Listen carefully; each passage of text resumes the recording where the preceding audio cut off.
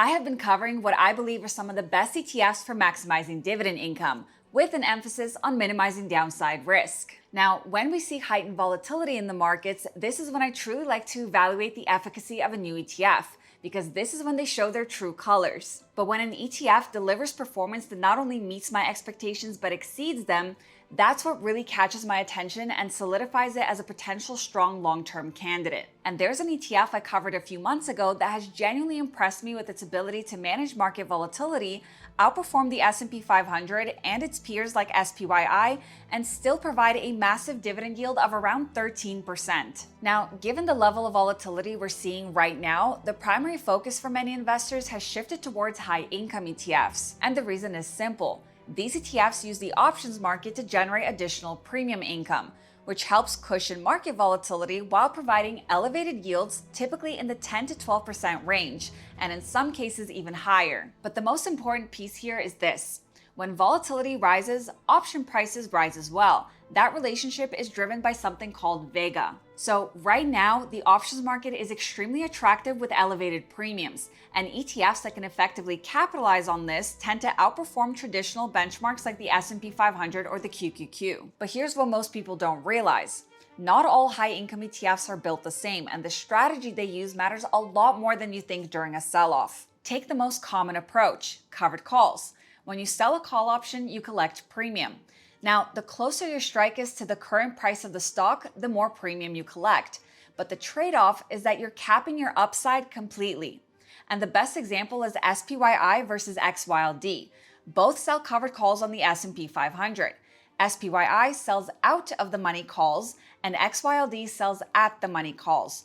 When volatility spikes, XYLD pulls ahead on income. But the moment the market recovers, it gets left behind. You're choosing between protection and participation. So what if there was an ETF that didn't force you to make that choice? One that could capture strong total returns in a sideways volatile market, but without heavily capping the upside. And most importantly, one that delivers its returns with lower volatility than almost every high-income ETF out there, with a beta of only 0.5. That ETF is WTPI, which is the Wisdom Tree Equity Premium Income Fund. Now, like I said, I covered this fund a few months ago, and at that point, I made the case that its total return profile would be superior in a sideways volatile market. Since then, it has not only validated that thesis, it's done even better than I expected.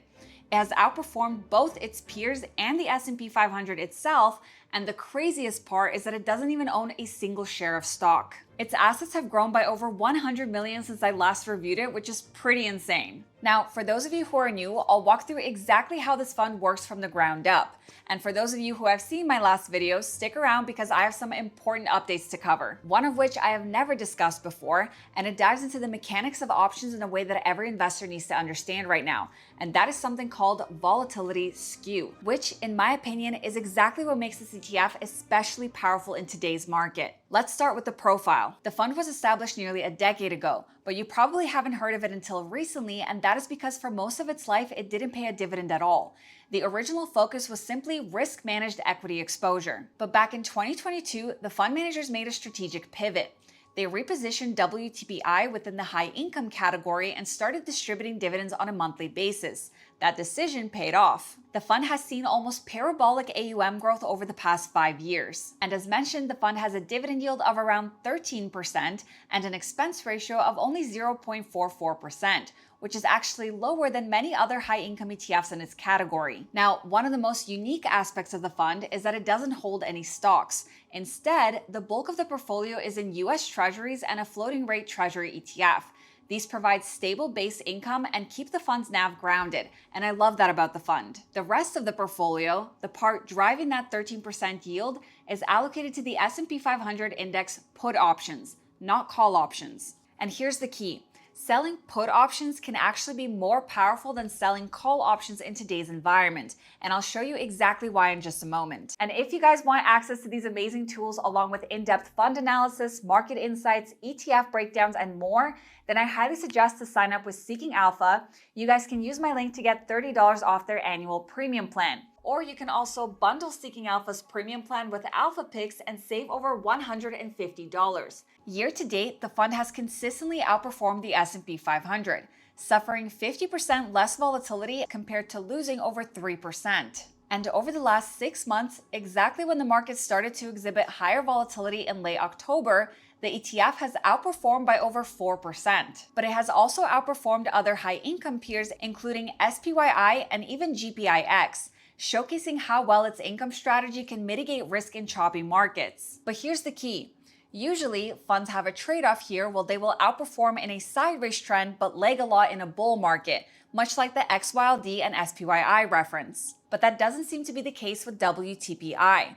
In my opinion, the fund finds a very interesting balance between the two. Over the past 3 years, WTPI has outperformed prominent high-income ETFs, including JEPI. It has delivered significantly stronger returns than XYLD. Against SPYI, WTPI has lagged slightly by about 5%, but has been catching up quickly, and more importantly, it has done so with a historical beta nearly 30% lower, which is very impressive. WTPI currently has a beta of 0.56. SPYI is around 0.71. That's a meaningful difference. A lower beta means significantly less price volatility, and for dividend investors, especially retirees, that stability is worth a lot. Let's look at 3 real stress tests. The first one being 2026, where WTPI has pulled heavily ahead of the S&P 500 and SPYI. And second, during the October sell-off, where WTPI cushioned the S&P 500's downside and at one point was sitting 4% above SPY and roughly 2.5% above SPYI. And third, in the April tariff sell-off, where the fund limited the damage even more dramatically, losing around 10% versus the S&P 500's 14% decline. That cushion is a real meaningful difference if you're a retiree or if you get rattled by red in the portfolio. So how does the fund work?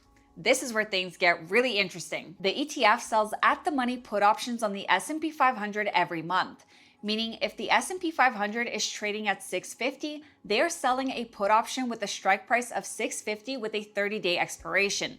So what does this mean? I'll break it down as simply as possible. When you sell a put, you collect premium up front, just like selling a call.